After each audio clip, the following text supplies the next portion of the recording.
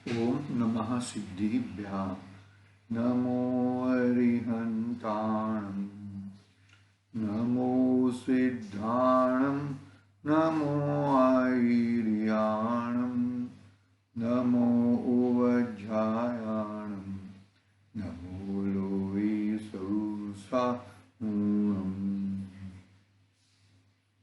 मंगलम भगवान वीरो मंगलम गौतमो गणि मंगलम कुंदार्यो जैन धर्मोस्तु मंगलम सर्वमंगल्य मंगल्यम सर्वकल्याणकारकं प्रधानं सर्वधर्माणां जैनं जयतु शासनं जैनं जयतु शासनम् हीनात्मबोधयतात्मेव तत्त्वेनैव चापरम् अक्षयनन्तबोधाय नमस्तु परमात्मने नमस्तु परमात्मने चेतिले चेतन चेत्या विना किम चालसे।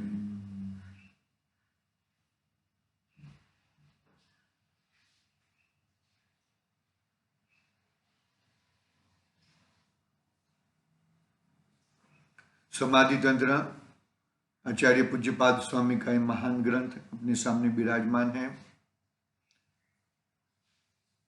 अंतरात्मा बनने के बाद वापिस परिस्थिति बिगड़ सकती है और बहिरात्मपना आए तो क्या करना, उसका उपदेश आचार्य देव दे रहे हैं। अंतरात्मा के 3 भेद कहें, जगन्य अंतरात्मा, मध्यम अंतरात्मा और उत्तम अंतरात्मा। तो यह जीव आगे बढ़ता है, वापिस आता है, आगे बढ़ता है, वापिस आता है, लेकिन ऐसी परिस्थिति नहीं आती।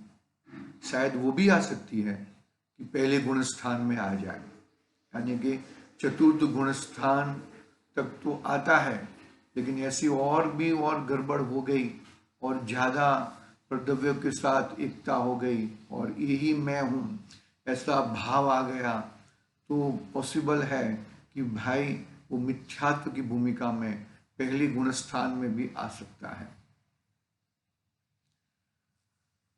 बात यहाँ पर आचार्य देव अंतरात्मा कोई कारण की वजह से बहिरात्मा आ जाता है, बहिरात्मपना प्रकट कर लेता है, तो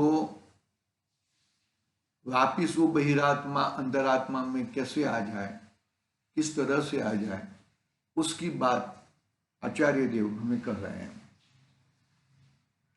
क्या बताया कि मैं चेतन द्रव्य हूं और मैं अगोचर हूं, अमूर्तिक हूं, अरूपी हूं और बाहर के सब पदार्थ रूपी है, गोचर है। अन्य का जीव भी मेरे लिए अगोचर है, तो उससे भी मेरा क्या निस्बत है। तो मैं जो गोचर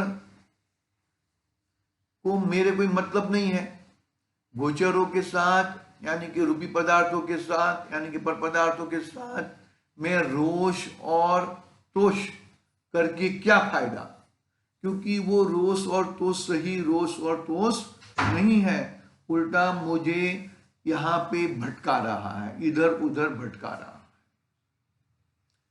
क्या कहा कि जब देखो रोष तोष किससे करो, पहले आई थी, आगे गाथा आई थी कि मैं किससे बातें करूं, मैं बातें क्या करूं, किससे बातें करूं, ऐसी एक बात आई थी,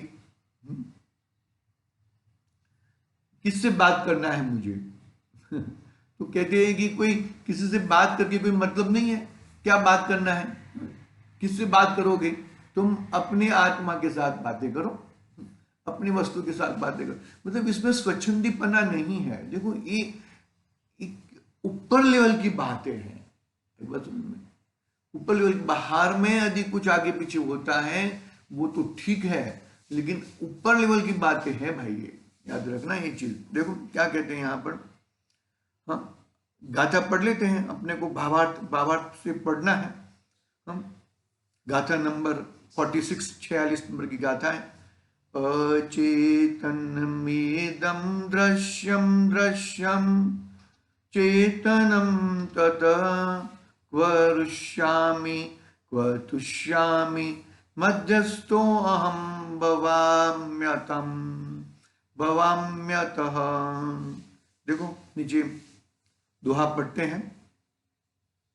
जो दिखते चेतन नहीं, चेतन गोचर नाई, रोष तोष किससे करूं, हूं तटस्थ निज मान। मैं किससे क्रोध करूं और किससे संतोष करूं। आचार्य देव की बात इतनी अपने को लगनी चाहिए यहाँ पर कि सही मायने में अपना भाई, अरे हाँ, उदाहरण बहुत सारे दिए थे, मैं भावार्थ में ही जा रहा हूँ। देखो क्या कहते हैं यहाँ पर, भावार्थ भी शायद पढ़ा था, फिर भी पढ़ लेते हैं, भावार्थ पढ़ लेते हैं और फिर 47 नंबर की गाथा प्रारंभ करेंगे। पूर्व के चारित्र संबंधी भ्रांति रूप संस्कार जागृत होते हैं।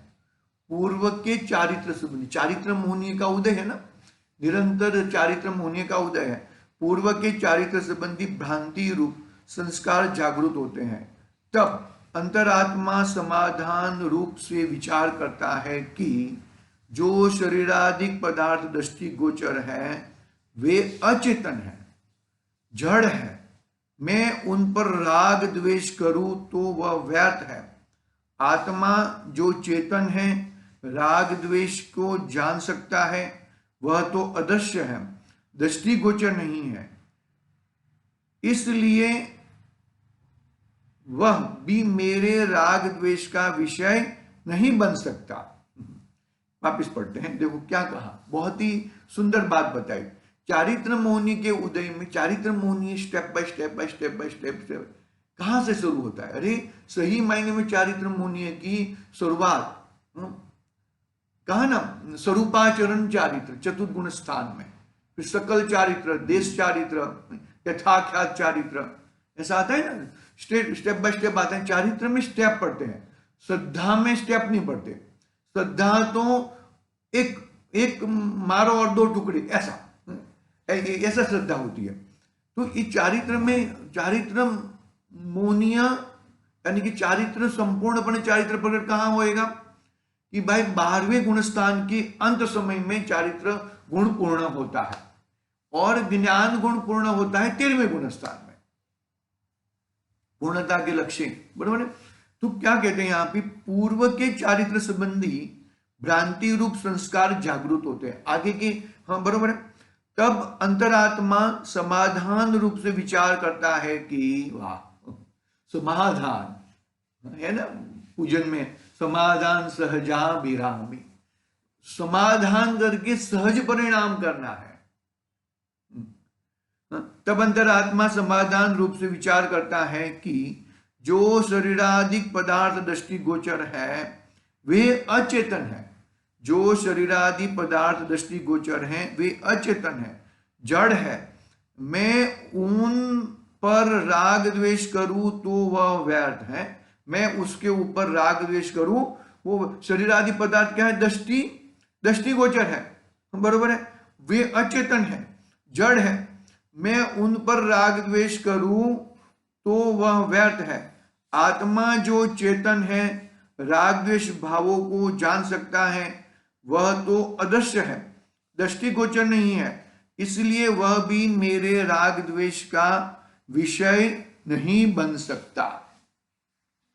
क्या कहा, वो इसलिए वह भी मेरे राग द्वेष का विषय नहीं बन सकता, इसलिए किस पर राग द्वेष नहीं करके, किसी के ऊपर राग द्वेष नहीं, मतलब बात ये समझो, राग द्वेष, देखो पहले तो ये नक्की करना है कि राग द्वेष दूसरों से नहीं होते हैं, राग द्वेष मैं स्वयं करता हूं, मेरे विकारी भाव है, बराबर है। अभी मैं, वो पदार्थ मेरे नहीं है, मैं तो अमूर्तिक पदार्थ हूं, अरूपी पदार्थ हूं, चेतन पदार्थ हूं। बाकी बाहर के जो भी सब है अचेतन पदार्थ है, अमूर्तिक पदार्थ है, रूपी पदार्थ है, और वो और मेरे, वो पदार्थ और मेरे बीच में अत्यंत अभाव है, उसका और मेरा कभी मिलान नहीं हो सकता। तो मैं उसके ऊपर रोष और तोष करके क्या फायदा, राग द्वेष करके क्या फायदा? कुछ फायदा नहीं है ना भाई। बस आकुलता बढ़ती रहेगी, आकुलता बढ़ती रहेगी, और आकुलता बढ़ने से क्या होएगा? आकुलता बढ़ने से दुख, दुख और दुख, सुख का घात होएगा, और दुख दुख दुख ही रहेगा। आकुलता, रियली आकुलता जो है वो बहुत ही खतरनाक है, आकुलता। देखो, इसलिए वह भी मेरे राग द्वेष का विषय नहीं बन सकता। इसलिए किस पर राग द्वेष नहीं करके सर्व बाह्य पदार्थों से उदासीन होकर मध्यस्थ वितरागी भाव धारण करना योग्य है। क्या कहा? इसलिए वह भी मेरे राग द्वेष का विषय नहीं बन सकता। इसलिए किस पर राग द्वेष नहीं, किस पर राग द्वेष नहीं करके सर्व बाह्य पदार्थों से उदासीन होकर मध्यस्थ वितरागी भाव धारण करना योग्य है। अर्थात पर के प्रति उदासीनता का सेवन करते हुए उनका केवल ज्ञाता दृष्टा रहकर आत्म तत्व को ही ज्ञान का विषय बनाना और उसी में स्थिर होना योग्य है। बहुत ही गड़बड़ वाली बात है भाई, बहुत ही समझना चाहिए हमें, हमारा कैसे कल्याण करना है। आत्म तत्व को ही ज्ञान का विषय बनाना और उसी में ही स्थिर होना योग्य है।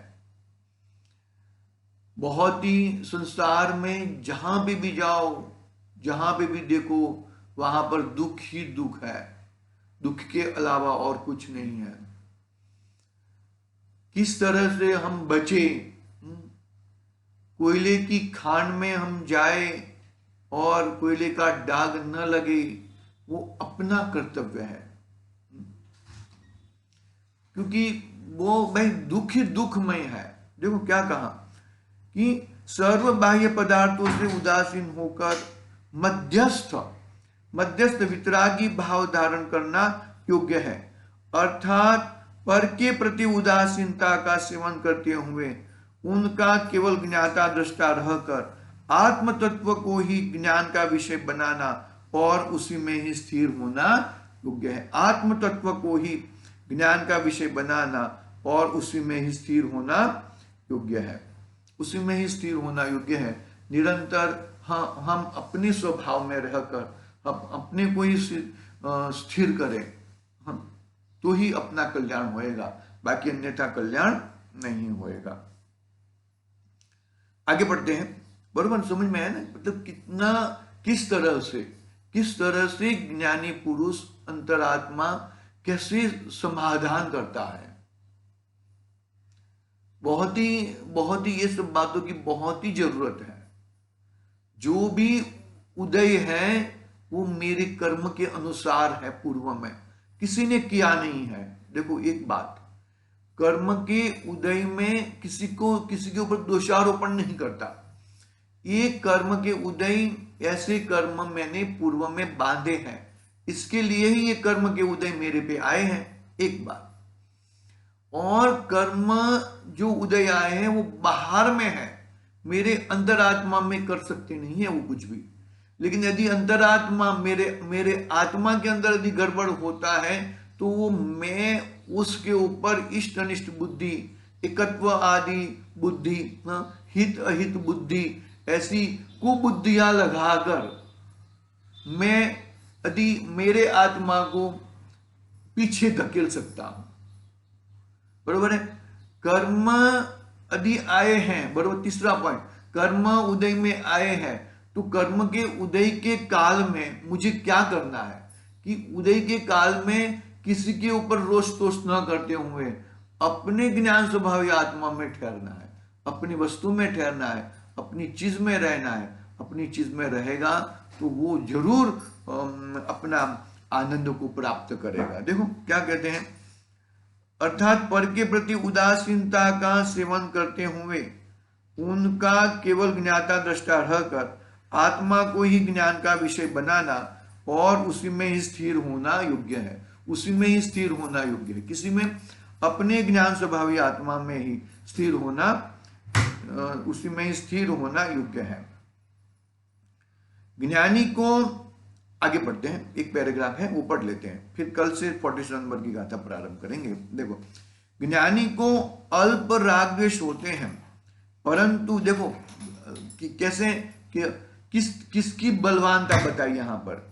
ज्ञानी को अल्प राग द्वेष होते हैं, परंतु वेद ज्ञान के बल से वह अंदर में उपरोक्त प्रकार के समाधान करके तुरंत अपने ज्ञान के विषय को पकड़ लेता है और ज्ञानानंद स्वरूप को ही ज्ञान का विषय बनाता है।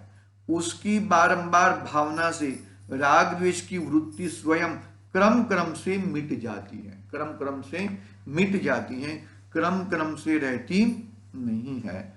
देखो, वो चारित्र मुनि का उदय आता है तो क्या करना है भैया। देखो, ज्ञानी को अल्प राग द्वेष होते हैं, परंतु वेद ज्ञान के बल से वह अंदर में उपरोक्त प्रकार के समाधान करके उपरोक्त प्रकार के समाधान करके तुरंत अपने ज्ञान के विषय को पकड़ लेता है और ज्ञानानंद स्वरूप को ही ज्ञान का विषय बनाता है। उसकी बारंबार भावना से राग द्वेष की वृत्ति स्वयं क्रम क्रम से मिट जाती है।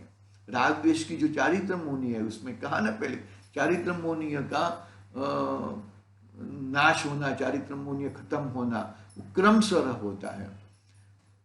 तो वो क्रम क्रम से चारित्र मुनि, मान लो कि राग द्वेष आदि विकारी भाव छूट जाते हैं और वह अपने स्वभाव में बैठ के और अपना पूर्णानंद को प्राप्त कर लेता है। ऐसी आज की बात हुई है। कल देखें, कल 47 नंबर की गाथा प्रारंभ करेंगे। आज के लिए ओम नमः सिद्धि व्याह। निज निधि निज में